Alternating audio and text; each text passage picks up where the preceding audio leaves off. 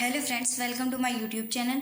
और आज हम क्लास 12th बायोलॉजी का एक मोस्ट इम्पोर्टेंट टॉपिक नर जनन तंत्र पढ़ने वाले हैं।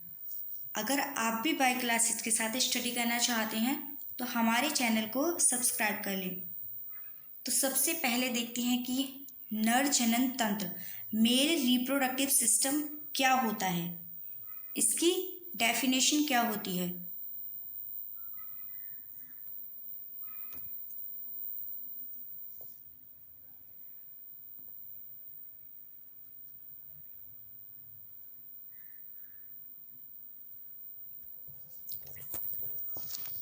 नर जनन तंत्र शरीर का वह तंत्र है जो नर युग्मक यानी मेल नर जनन तंत्र शरीर का वह तंत्र है जो नर युग्मक यानी मेल गैमीट्स, जिन्हें हम क्या कहते हैं, स्पर्म कहते हैं, का निर्माण, परिपक्वता यानी मैच्योरिटी और उनके स्थानांतरण यानी उनके ट्रांसफर के लिए उत्तरदायी होता है। और यह तंत्र टेस्टोस्टेरोन नामक प्रमुख हार्मोन सीक्रेट करता है यानी स्रावित करता है, जो द्वितीयक लैंगिक लक्षणों यानी सेकेंडरी सेक्सुअल कैरेक्टरिस्टिक्स के लिए जिम्मेदार होते हैं। तो इसे आप एक ऐसी फैक्ट्री समझ सकते हैं जहां पर स्पर्म फॉर्मेशन यानी स्पर्म का निर्माण होता है। तो इसके मुख्य पार्ट्स कौन कौन से होते हैं, इसके मुख्य अंग देख लेते हैं हम। सबसे पहला और मुख्य अंग है वृषण यानी टेस्टिस। ये प्राथमिक जनन अंग होता है जहां शुक्राणु जनन यानी स्पर्मेटोजेनेसिस की प्रक्रिया द्वारा स्पर्म बनते हैं।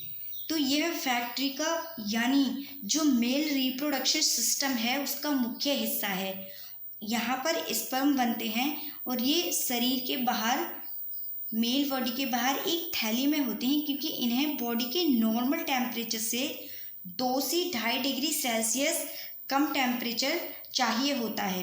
तो अगर टेम्परेचर ज़्यादा हो जाएगा तो ये जो स्पर्म है वो मर जाएंगे, तो इसलिए टेम्परेचर जो है वो कम होता है। नेक्स्ट है अधिवृषण।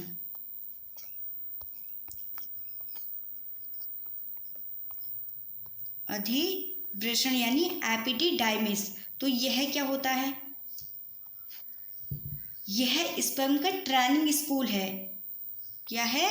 स्पर्म का ट्रेनिंग स्कूल। यहाँ पर भी परिपक्व यानी मैच्योर होते हैं और ताकतवर बनते हैं। अब नेक्स्ट क्या है हमारा, शुक्रवाहिनी वास डिफरेंस। यह वह नलिका है जो स्पर्म को टेस्टिस से मूत्रमार्ग तक पहुंचाती है। तो क्या होती है, यह एक पाइपलाइन है जो स्पर्म को आगे तक ले जाती है। नेक्स्ट क्या है हमारा, सहायक ग्रंथियां, एक्सेसरी ग्लैंड्स। ये क्या होती हैं, प्रोस्टेट ग्रंथि और शुक्राशय, सेमिनल वेसिकल, जो स्पर्म को पोषण और गतिशीलता के लिए तरल प्रदान करते हैं। तो जैसे मशीन को चलने के लिए तेल चाहिए, वैसे ही स्पर्म को पोषण और ऊर्जा देने के लिए ये ग्रंथियां एक तरल फ्लूइड मिलाती हैं, जिसे क्या कहते हैं, उस तरल फ्लूइड को कहते हैं सीमन। क्या कहते हैं, सीमन। सीमन मिलाती हैं। एंड लास्ट पार्ट है हमारा पेनिस। तो यहाँ सबसे पहले नीचे देखो, ये है टेस्टिस और इसका मुख्य काम क्या होता है, इसका मुख्य काम होता है नर युग्मक मेल गैमेट्स यानी स्पर्म बनाना और पुरुष हार्मोन टेस्टोस्टेरोन का स्राव करना। अब दूसरा क्या है, वृषणकोश यानी स्क्रोटम। ये क्या होता है, ये है स्क्रोटम। ये टेस्टिस जिस थैलीनुमा संरचना में स्थित होते हैं उसे क्या कहते हैं, उसे कहते हैं वृषणकोश यानी स्क्रोटम कहते हैं। यह टेस्टिस के तापमान को यानी उसके टेम्परेचर को बॉडी के टेम्परेचर से कम रखता है, जो स्पर्म बनने के लिए बहुत ही ज़रूरी है। अब नेक्स्ट क्या है हमारा, अधिवृषण एपिडिडाइमिस। तो ये क्या होता है, वृषण के ऊपर।